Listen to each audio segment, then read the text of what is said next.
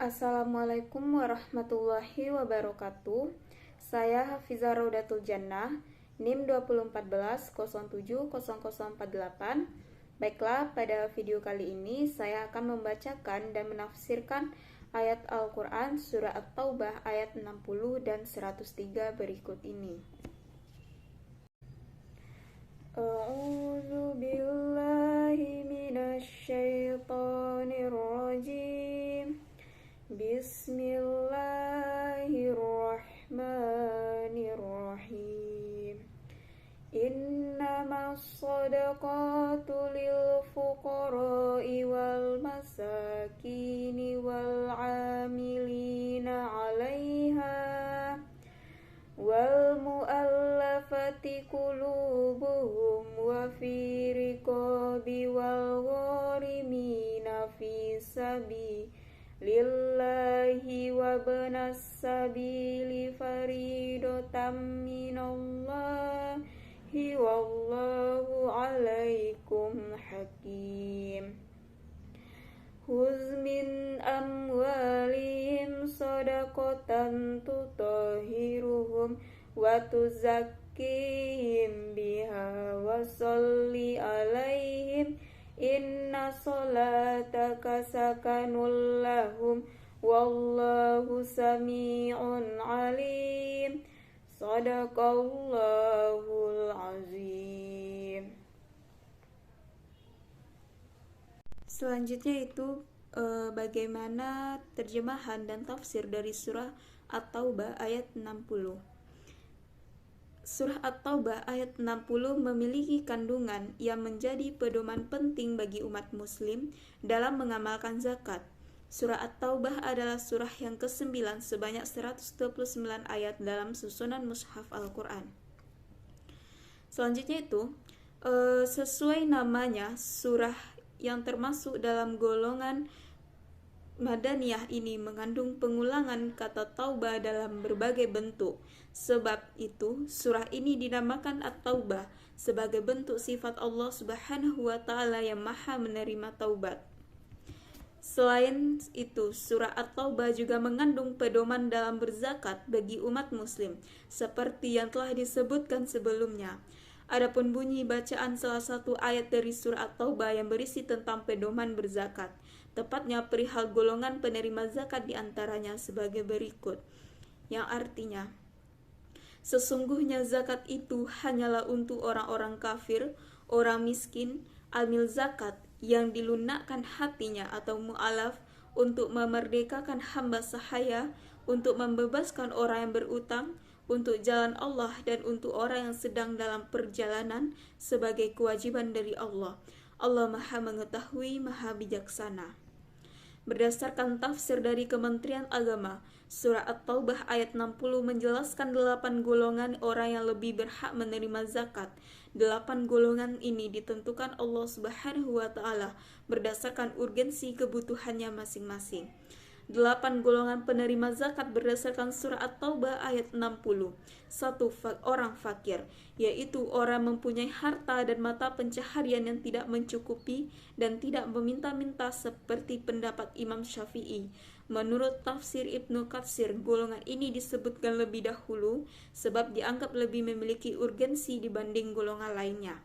Yang kedua, orang miskin, yaitu orang-orang mempunyai harta atau mata pencaharian tetapi tidak mencukupi kebutuhan sehingga meminta-minta merendahkan harga diri.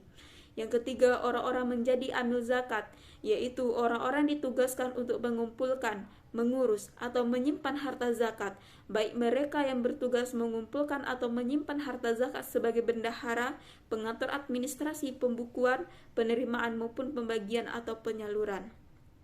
Yang keempat, ada mu'alaf, yang dimaksud adalah orang yang perlu dihibur hatinya agar masuk Islam, atau orang-orang dikhawatirkan memusuhi dan mengganggu kaum muslimin, ataupun orang yang diharapkan memberi bantuan kepada kaum muslimin. Menurut tafsir Kemenak, orang-orang disebut mu'alaf pada zaman Nabi terbagi menjadi 3 golongan.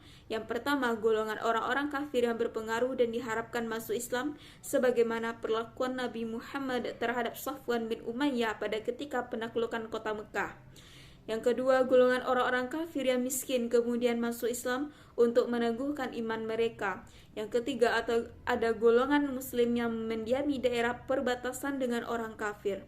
Mereka akan diberi zakat karena diharapkan kewaspadaan mereka dalam mempertahankan kawasan kaum muslimin dan memperhatikan gerak-gerik musuh. Yang kelima, ada golongan orang berhak menerima zakat menurut surah At-Taubah ayat 60. Selanjutnya adalah orang berusaha bebas dari perbudakan. Orang-orang ini pula yang kerap disebut dengan hamba sahaya. Yang keenam, ada orang yang berhutang. Golongan ini pun dibagi lagi menjadi dua kelompok, yaitu orang yang berhutang untuk memenuhi kebutuhan sehari-hari pada jalan yang bukan maksiat, dan juga golongan yang berhutang untuk kepentingan umum. Yang ketujuh, adalah sabilillah, yaitu orang-orang yang sukarela menjadi tentara melakukan jihad, membela agama Allah terhadap orang-orang kafir yang mengganggu keamanan kaum muslimin.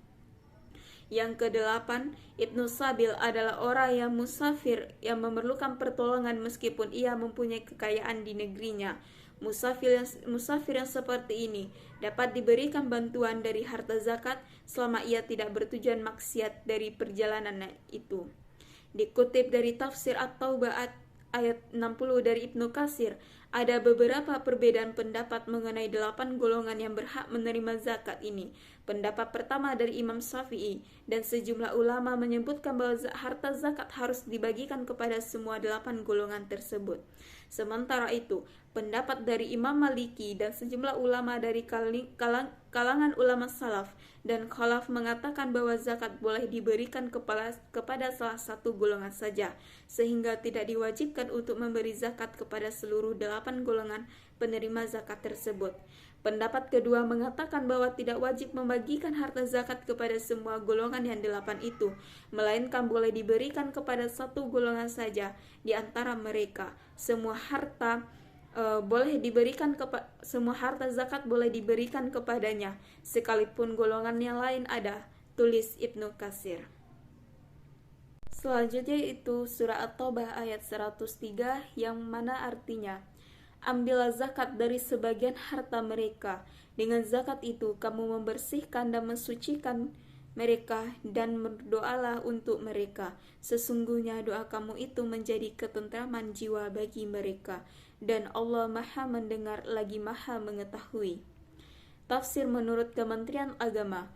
Menurut Kemenak, ayat ini memiliki kesinambungan dengan ayat sebelumnya.